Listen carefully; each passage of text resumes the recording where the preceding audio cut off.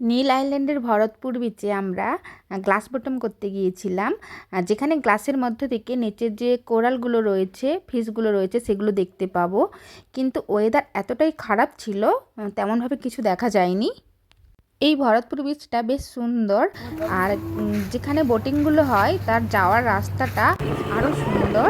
আর weather খারাপ থাকার জন্য আমাদের ওই দিন গ্লাস বটমে যাওয়া উচিতই হয়নি। এমনিতে ছোটো বেবি ছিল, কিন্তু আমরা রিস্ক নিয়ে গিয়েছিলাম।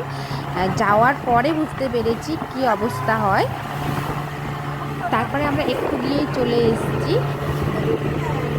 আর ওই ছোটো বোটটা এতটাই তুলছিল যে আমাদের ওইখান থেকে আসার পর থেকে শরীর খারাপ হয়ে যায়। আমরা ওই দিন আর বেরোতে পারিনি, রুমেই ছিলাম বেশিরভাগ টাইমটা। যে কোনো জায়গায় গেলে কোনো কিছু অ্যাক্টিভিটি করার আগে ওয়েদার চেক করেই করা ভালো, কারণ আমরা যখন গিয়েছিলাম তখন কিন্তু ওয়েদার ভালো ছিল, হঠাৎ করে ওয়েদার খারাপ হয়ে যায়। আর সেটা গিয়েই বুঝতে পেরেছি।